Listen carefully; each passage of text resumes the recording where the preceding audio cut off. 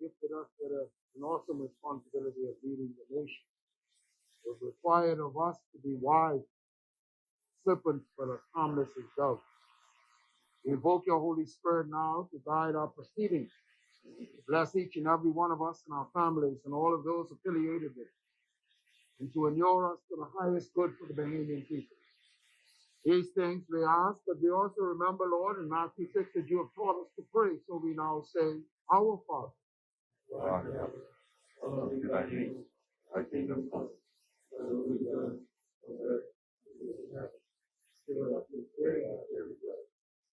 Give us the best as we give those who trespass. Lead us not into temptation. Thine is the kingdom, and the glory, forever and ever. Amen. In the name of the Father, and of the Son, and of the Holy Spirit. Amen.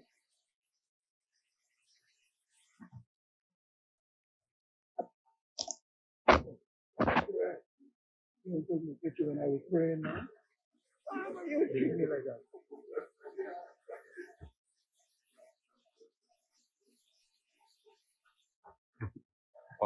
Honorable members, whatever the Lord calls for, He provides for. And I thank the Honorable Member for South Beach for leading us to the throne of grace this morning. An Honorable Member for New Breeze, thank you also for agreeing.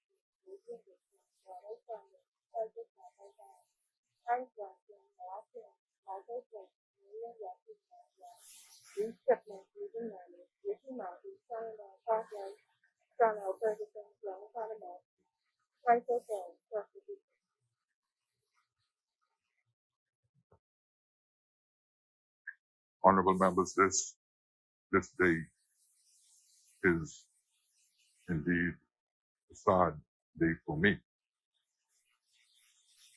Firstly, because the closest person in this parliament to me as Speaker is not well today. And we pray for his speedy recovery from this COVID-19 coronavirus. Honorable members, today causes me to reflect on the circumstances that led us here to this point today. In that 1 year ago, approximately, we began the protocols based on the proclamation of emergency with respect to this COVID pandemic. Whenever we accept leadership position, the first thing we must do and recognize is that we should lead by example. And so if we put protocols in place, we should be prepared to live by the established protocols. Because if we fail to do so, the general public, who we represent, cannot be expected to abide by those protocols. If we look around this assembly today, we'll notice that we are in breach of our own protocol. We establish a certain physical distancing within this parliament. The Speaker announced those protocols, and some authority who believes that they have jurisdiction over the Speaker's jurisdiction in this legislative branch has caused numerous chairs to be added to this assembly in breach of the physical distancing protocol. Yet we expect the public to abide by such protocols.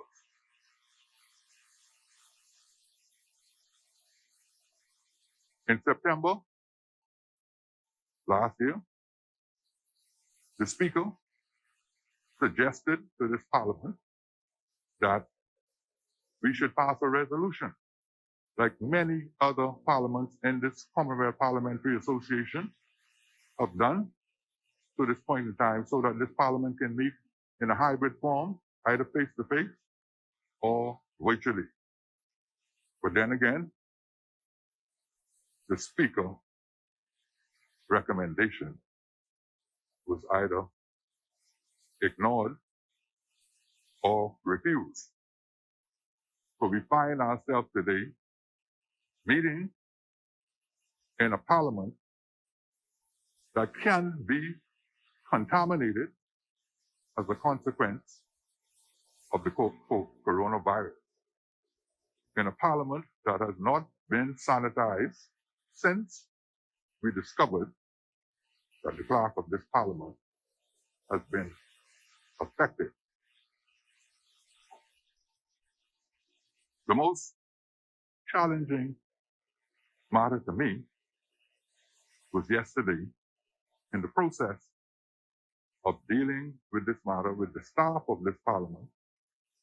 I made numerous attempts to communicate the situation with the member for Kalani and with the member for Bamboo Town. Staff of the Parliament were assembled in these very chambers, waiting for answers. We got one response in one word from the member for Kalani, and that was noted. We wanted to find out how we should proceed today, and we wanted to find out whether or not the staff who were in a challenged position financially to take the test would be able to go to a government clinic to take those tests, or to have those tests paid for in a private institution by the government. And we waited, and we waited, and we waited, and got no response.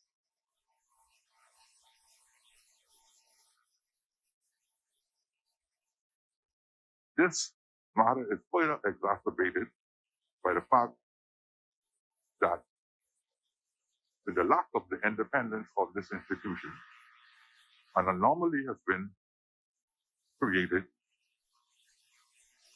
by the appointment of the clerk, where the clerk's salary is below that of subordinate staff.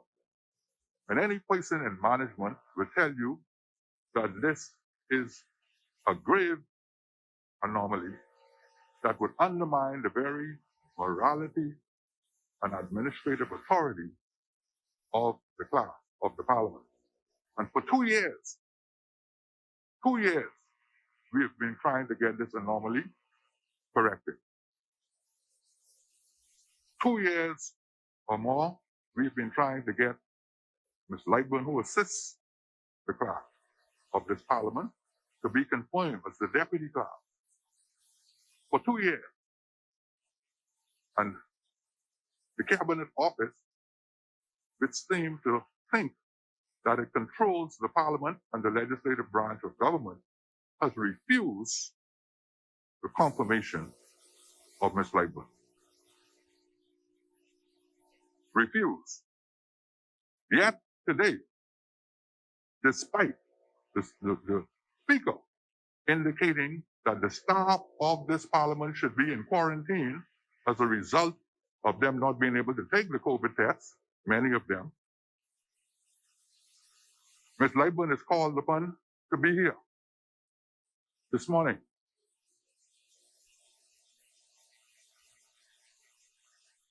In breach of the request or instructions by the Speaker that the staff should be in quarantine.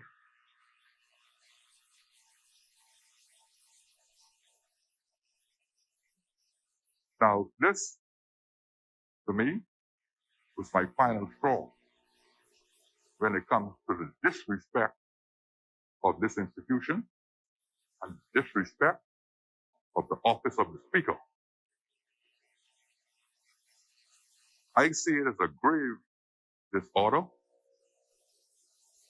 and according to the rules of this Parliament, if, in the opinion of the Speaker, the behavior of any member is creating a disorder, level of disrespect to this Parliament, the Speaker is authorized by Rule 88, subsection 9, to have that circumstance corrected and to adjourn this Parliament until such circumstance is corrected. Now, I don't necessarily pick fights or wars. But if you want a war, you can get a war. They say if you don't want a war, don't start one. So don't come in this Parliament talking about reading books of war, because more than one person in this Parliament reads books of war. And as a consequence, pursuant to Rule 88, subsection 9, this Parliament is hereby adjourned to the 3rd of May at 10 a.m.